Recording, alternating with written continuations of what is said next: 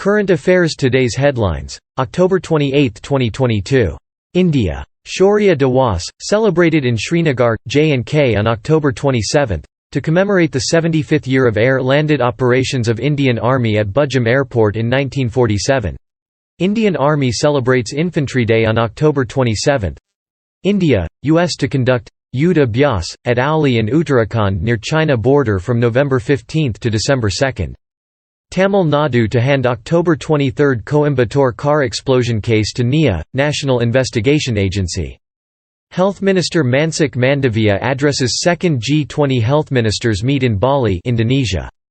Chintan Shivir of Home Ministers of States being held at Surajkund in Haryana on October 27–28. President Draupadi Murmu presents silver trumpet and trumpet banner to President's bodyguard. Prime Minister Narendra Modi holds talks with UK PM Rishi Sunak. Economy and Corporate. Third Advance Estimates of Area and Production of Horticultural Crops for the year 2021-22 released.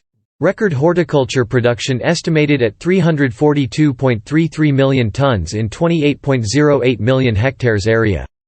India to see biggest jump in energy demand globally. IEA, International Energy Agency, said in its World Energy Outlook.